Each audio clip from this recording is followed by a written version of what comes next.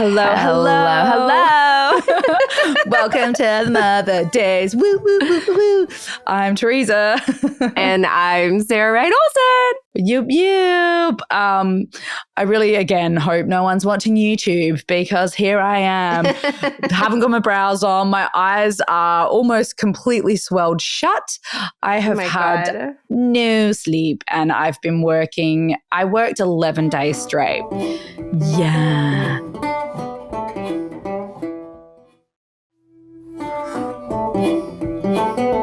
What does that even look like, Tez? Like, what do you mean by that? Like, you worked 11 days straight. Yeah. So basically, I went from my, what's it called? Premiere. My brain's not even working. Premiere. Went from my premiere day straight into travel, straight into landing in Australia, and dumped my suitcases with all my, by the way, I traveled with all my kids on my own. Some people saw it on Instagram. It was me and my 4 children. We were in premium economy. There was someone who was with a hacking, dying cough, the row in front of us. I am telling you, every 5 seconds, I was like, is anyone else concerned for her welfare? Because I'm pretty sure the passenger in front of me is passing away as we speak. I kept being like, does someone need to do something? Like, I've never heard it. Like, it was a death rattle. But what? I'm telling you, every 5 minutes, even through the night, I thought that maybe when this woman was sleeping, she wouldn't cough. Still coughed. And then, in fact, I think her cough was waking her up because she watched TV the entire flight. And I was like, then there was just like the light in my face, the cough every 5 minutes. I was like, are we getting off this plane with like a horrendous, like some sort of awful Did you get it? Chest infection? No, none of us got it. So anyway, it made me feel even more sorry for her because I'm like, oh, is this just something she has to live with? But the kids, I got to say, I'm going to fucking blow their spot up right now. They are unbelievable with travel. Really? Every time, I'm telling you, we are on a plane, people afterwards are like, those children. And I think it is my method of starving them with devices like in their everyday life and then putting them on a plane and being like, it's a free-for-all. So they sleep. The great thing is to Australia, you get on the plane at like 10:30 at night. So the kids get on the plane and then fall asleep. So they sleep for 8 hours and then everyone's like, wow, those kids are like, they didn't wake up. I'm like, yeah, it's because it's the middle of the night for them. They're asleep. And then they wake up and they silently, without even waking me up, not even Prairie, they silently put their little TVs on, or Prairie will get Bodhi to put her TV on. I woke up, everyone was awake. Prairie had her little headphones on and she was watching her show, and I was just like, this is a well-oiled machine. I am so grateful that I have older kids that are willing to be helpful. And I got so much sleep, thank God, because we arrived. We got all the kids into the house. I really like to be unpacked and everyone's clothes put away and have the system. That usually takes me about 2 hours when I settle in somewhere. I only had an hour at the house, so I managed to get half the kids' stuff done, get picked up, straight into a read-through. Oh my gosh. We're meeting everyone, read through, like and it's a filmed read-through. It's filmed for Binge with press and photos. And I was like, oh my God, I look horrendous. Did you know it was I didn't know it was filmed. I know. I was like, what? This is filmed? Oh no. And then what happened was my character in this show is meant to be from England. So I've been working, as you know, Sarah, with a dialect coach, being like Sunday, talking like this, and just being a little bit from Sheffield, like there's some, residual accent. I get there and I'm like, showing off the accent, feeling all proud about my accent. And then my co-star Jim, who has become such a good mate of mine, I bloody love him. He's such a good friend. He was like, oh, but I thought you're being Australian in this. And the whole thing is that your character's shapeshifted. And I was like, what? I think there's been a miscommunication. Why would they make you do hours and hours of dialect coaching? So wires were crossed and I had been going really strong with the accent. And then I'm telling you 2 minutes before the read through. No. The dialect coach is there and I run over to her in a panic because I'm talking to the other actors and then the producers and they're like, yeah, sort of like mainly Australian with a few like twangs of the accent. I was like, what? Oh, fuck. I'm coming in full Sheffield accent. So then I ran over to the dialect coach and as they're saying, all right, guys, we're about to start. Stop, I'm like, stop. Oh, wait, hang on. Sweat. So much. I was like, what do I do? What do I do? Do I go full Sheffield or do I? And then she was like, you could go a bit lighter. Why don't we just go a little bit lighter than what we've been doing? I was like, I don't even know what that sounds like. I've practiced all these words with a full accent. So I go in there and I'm trying like half a Sheffield and then I'll be like, oh, that sounds too Sheffield. Then I'll like the next line I'll do more Australian. And then oh my God. I was just swinging between these two accents. And then afterwards, the producers came over and they're like, we loved it. We loved where it was. Like, and I was like, wait, really? The dialect coach came over and she was like, oh, I thought that was great. Look, I have some notes, but I thought that was great. And then Jim, whose wife is from that area, was like, I got to be honest. What did he say? You can't do a half. You're setting yourself up for failure. It's just going to sound like this actress doesn't know how to do the accent. You have to commit one way or the other.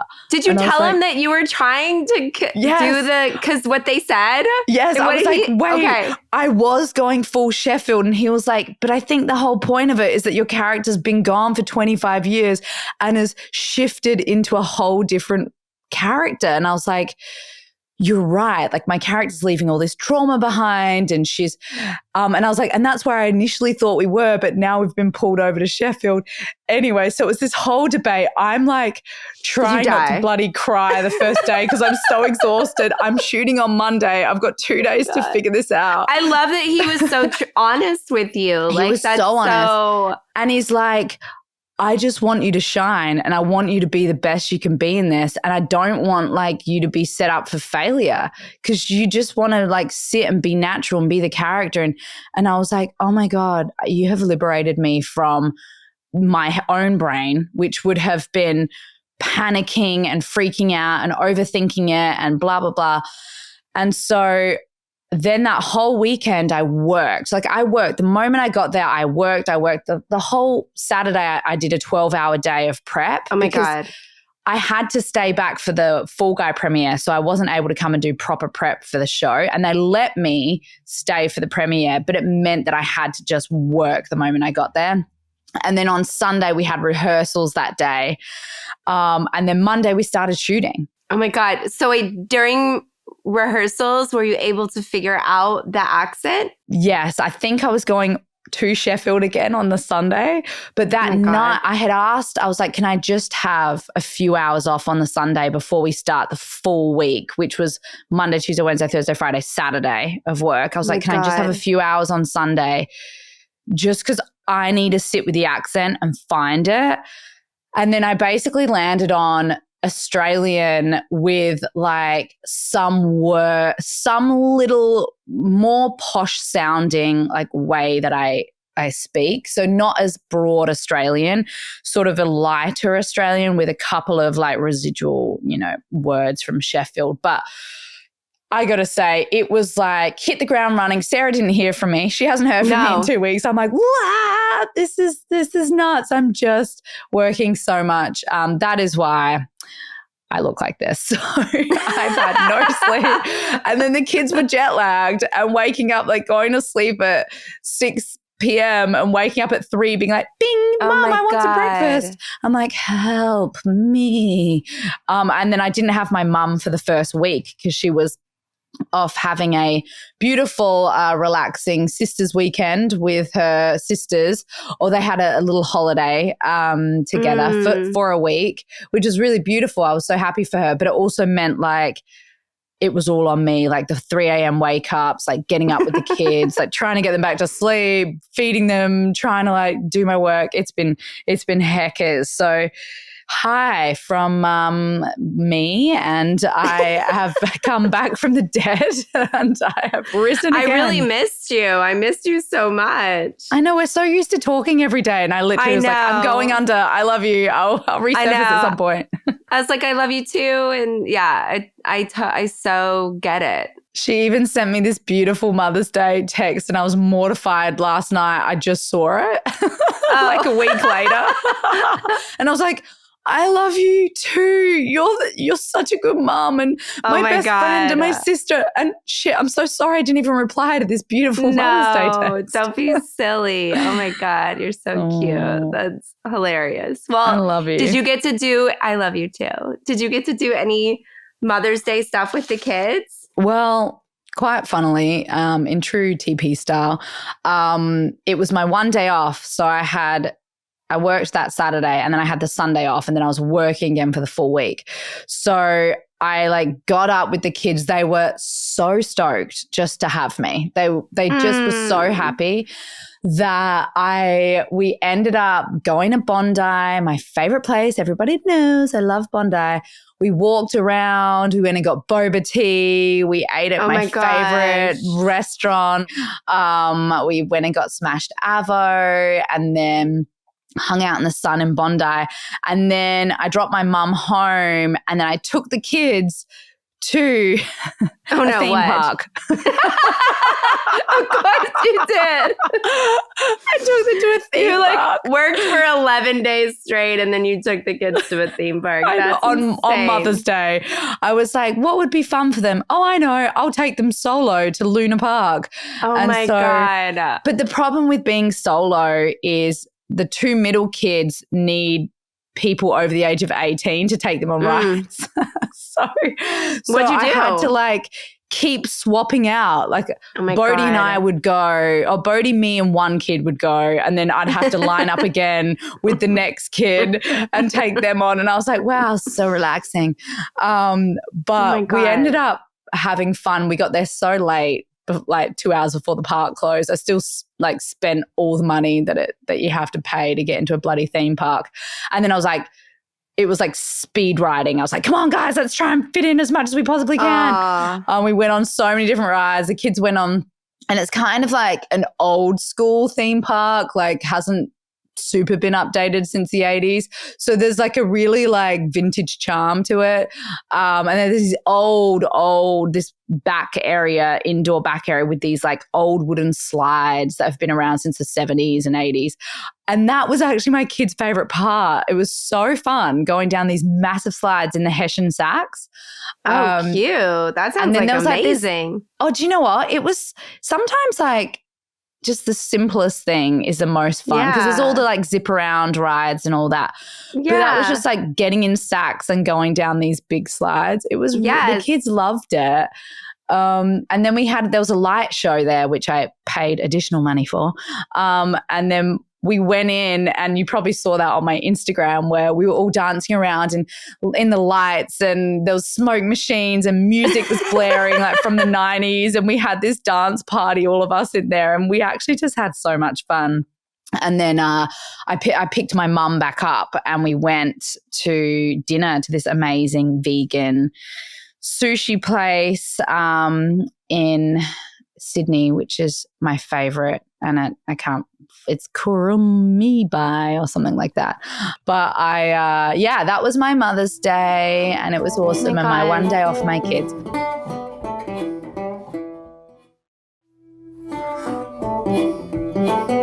What about you? What did you do for Mother's Day? We did an all-school camping adventure in El Capitan, which is like north of Santa Barbara. It's called like El Capitan Canyon Resort or something. And it's like glamping. There's like cabins. Yes. And so you've stayed there? I've stayed there at Sunshine Shack when the kids are at Sunshine Shack. Oh my gosh. Okay. Yeah. So we did that. I went the first night with the girls because Wyatt had a birthday party the next day for his friends. So Eric and Wyatt met us on day 2. Aww. So I went up with the girls for the first night, and they wanted to have Esme wanted to have 2 of her friends at the camp out sleep in our bunk area, our like room, right? Yeah. And so it's like a little cabin. And I was like, well, I guess the only time it's going to happen is like when Wyatt and Eric are not here because there's space. So I was like, yeah, let's do it. And the girls, there's 3 7-year-olds in the loft of this little cabin, and then Winter and I down in like sleeping bags on the bed because it was just cozy and we were like having fun with it.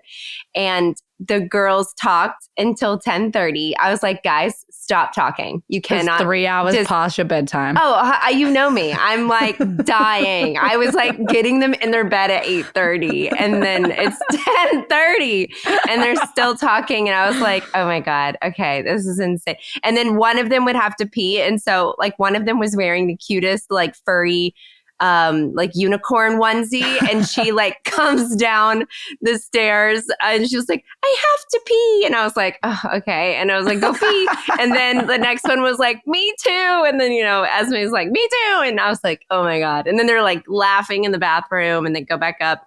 So they're asleep. I'm asleep by 10:30. And then 4 a.m. rolls around and I hear Esme cough. And I was like, oh no. Because I thought at some point in the night, because sometimes like my girls sleep talk, and when they sleep talk, it's usually really loud. And so they're like yelling something out, like, get away from me, and it's like kind of can be scary for anybody who doesn't know what's happening in the room, And so like one time Esme thought something was in the bed with her. And so she was like freaking out, but like there was nothing and whatever. So they're up there at 4 a.m. Esme starts coughing. Then I hear one of them start to talk, and then I hear them all giggling. And I was like, it's 4 a.m. You guys have to go back to bed.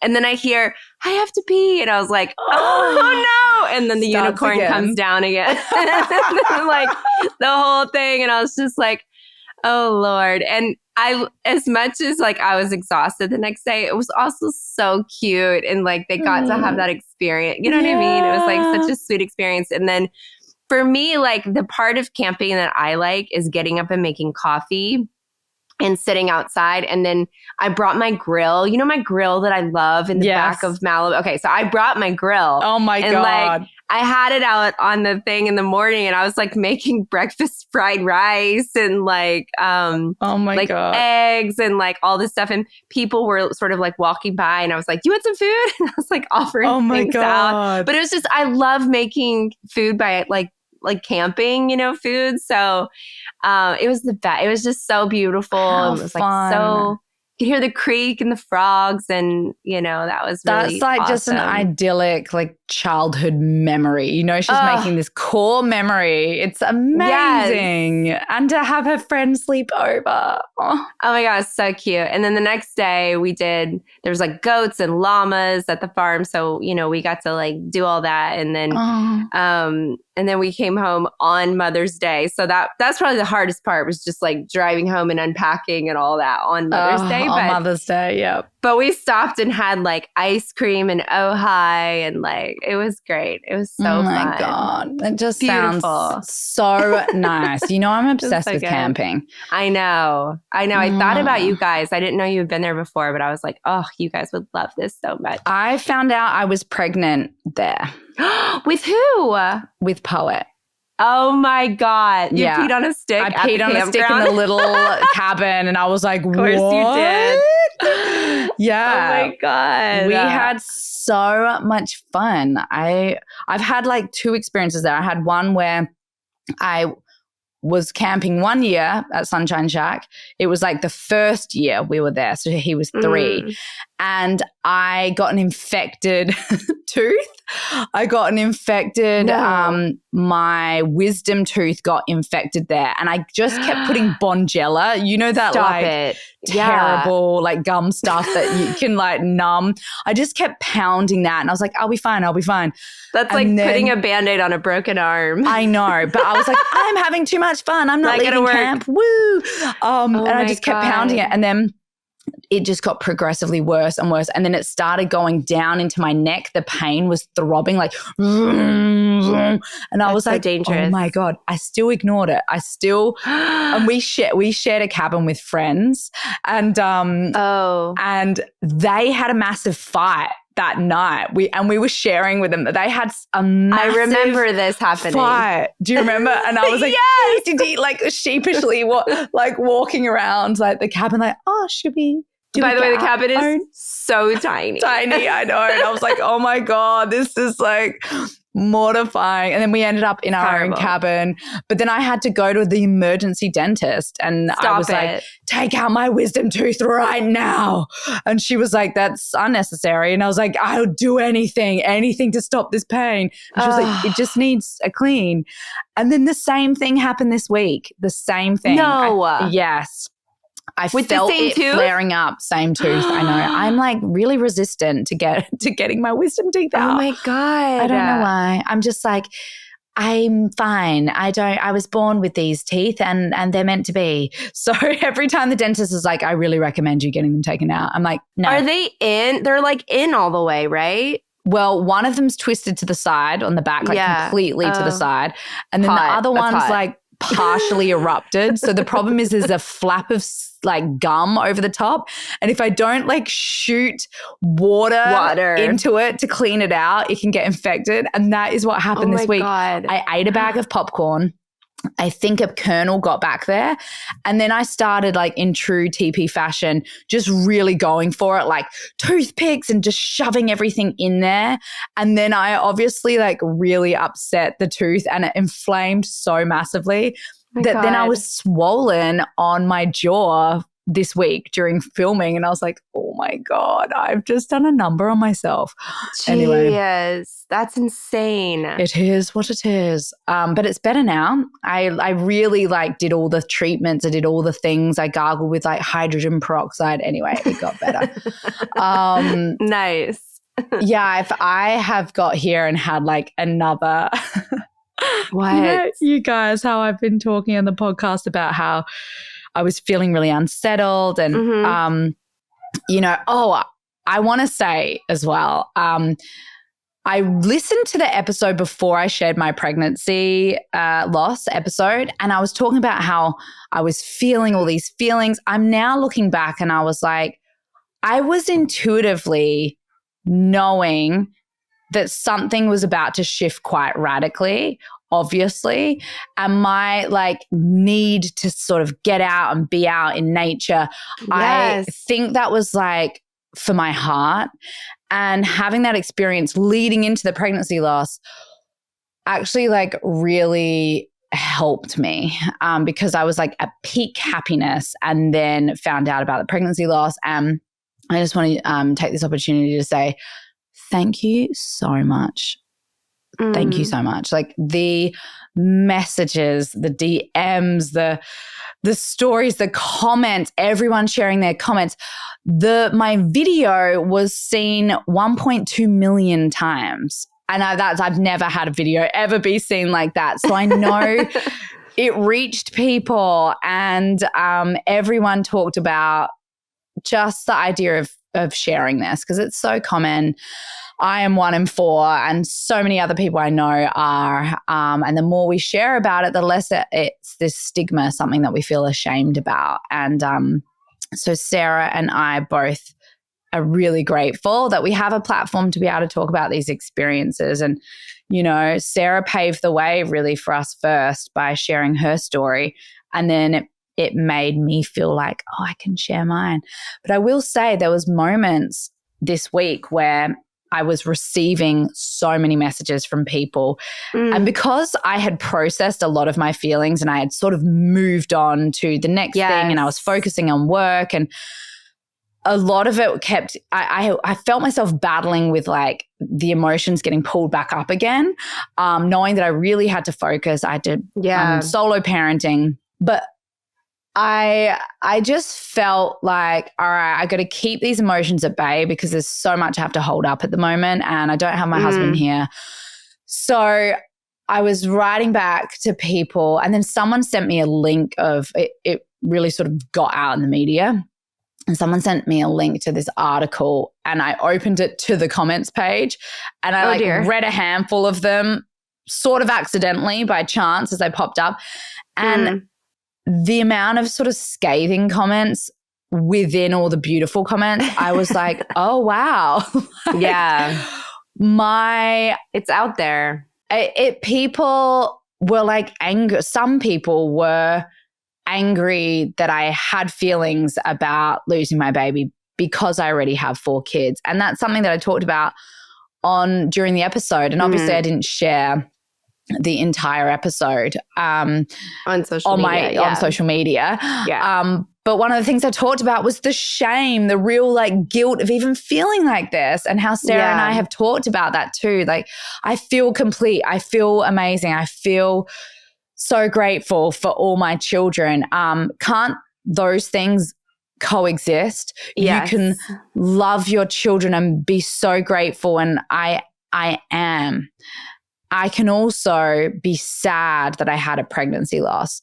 And so I felt, or after I saw those comments, I felt this like moment of like self-loathing coming up. And I was like, oh, hang on. I see what's happening here. Like, oh, you poor darling. I'm going to observe these feelings and I'm just going to move them through and acknowledge again, like I did on that episode, during that episode, it's heartbreaking hearing the stories about women who want to be mothers and can't be mothers. And we just had Mother's Day, and thinking about like the longing in people's hearts who are having fertility struggles and who just haven't got there yet, or motherhood just looks different to them. Maybe they're a mother because they were born into being a step parent, or whatever it is, whatever the story is. Like, there's just a lot of pain surrounding it. And everyone has the right to have their pain and own their pain. And it will look different for everyone, whether you have children or you're a bereaved mother or you have a dysfunctional relationship with mothering because you had a traumatic experience in childhood, or whatever it is. I just think holding the space for everyone to have their feelings no matter what is important. And that is loving. And so even though I let the feelings creep up for a moment, I actually just poured love back on myself. And I was like, I'm glad. I don't regret sharing my story, and I'm glad that I did. And the outpouring of love was absolutely sensational and beautiful and made me feel like so much togetherness. So thank you. Oh, yeah, agreed. I was trying to like keep up with the DMs that we were getting on the Mother Days and all of that too. And it was just like, it was so beautiful.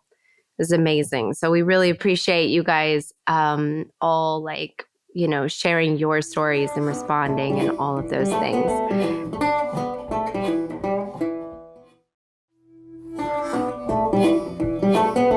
Well, I was going to tell you really quickly that do you remember when we were doing Laura-Lynne Jackson's episode? I feel like maybe I was listening to a podcast of hers, or maybe it was on ours or something I read of hers, but she talked about like birds being a sign and like, and I remember her saying that there's like birds flying into a bird flying into your house is like a really rare thing that happens.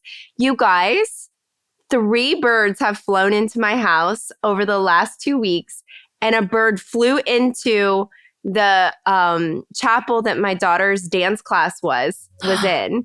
Well, when she was in dance class, she's rescued 2 birds in the last week. She had to the bird was like stunned itself because it hit the wall, and she like wrapped it in a blanket and carried it outside and like let it go, and it was totally fine. And it like came back to and just kind of like looked around and like, you know, flew away. And then she said she had to do, she said that at the dance class, her hip hop teacher, this guy, was so freaked out by the bird that he was just like, oh my gosh, what are you going to do? And Esme was like, I got it. It's all good. And he goes, oh, they have diseases. You can't touch it. And she's like, it's all good. I'll grab something and put it around the bird and it's fine. I'll carry it out. And she like went over and like grabbed the bird. And she's like, this happens all the time. Because it's happened multiple times at our house recently. And I'm like, and they're showing up for her. I wonder what that is. I wonder too. It's like such a sweet thing. And then today I tried to order something from a website I haven't used in like forever. And then I ordered, I paid, and then it popped up and it was like, great, your order will be delivered in, it's like 5 days to this address. And it was to Robert Wright, my dad, and his address in Kentucky. And I was like, what? Oh, wait. Order cancel. Like, where did that come from? Why is my dad's address coming up on the, like, it was just so bizarre. Whoa. And I started laughing because I was like, okay, hi, Dad. Like, so, because there was a bird in my house today. And then that happened today with my dad. My dad's like address popping up from, back in Kentucky.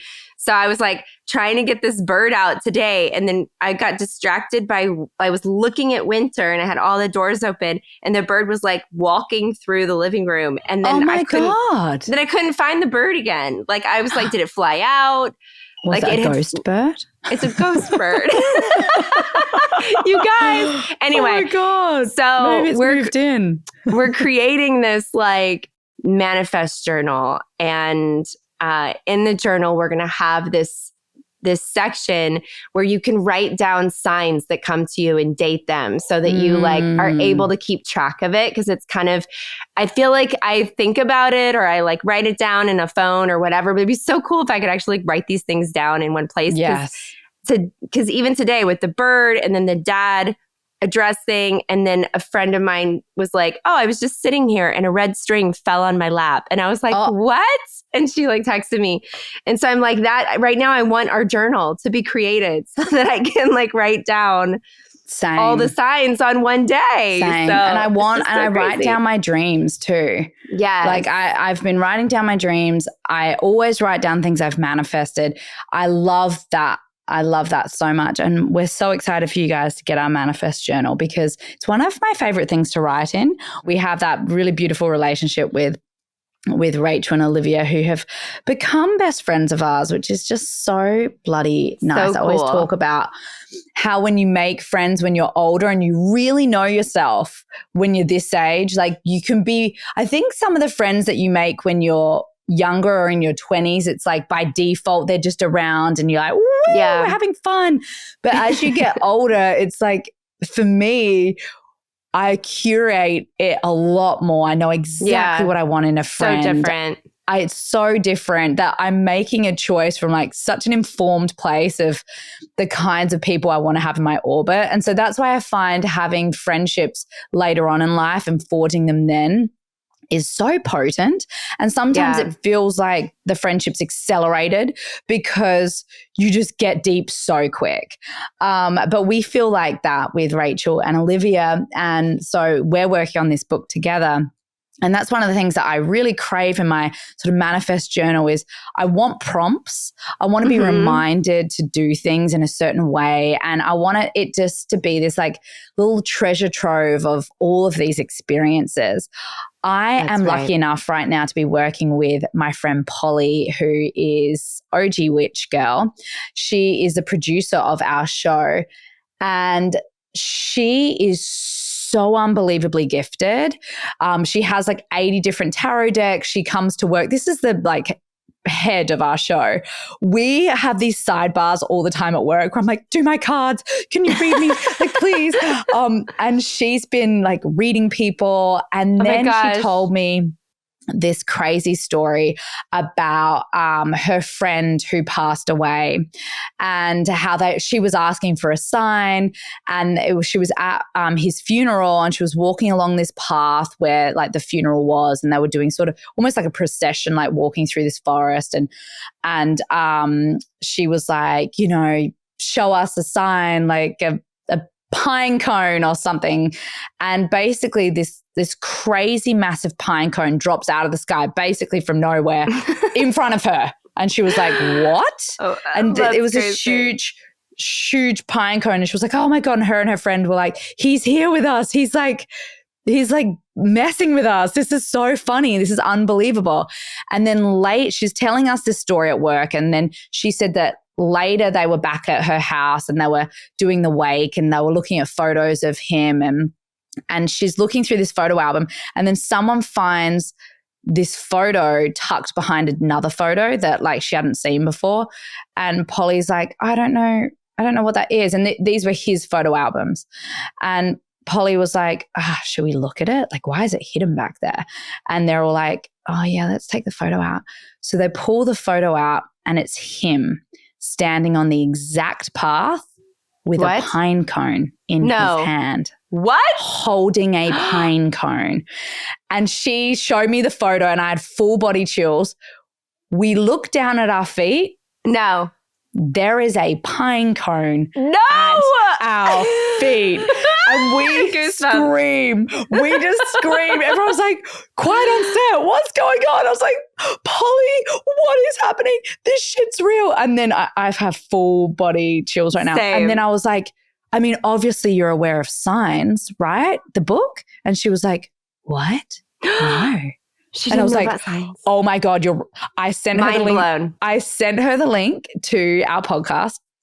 She listened to it on the way home. She was like, I'm obsessed. She immediately downloaded the audiobook. She's already finished it.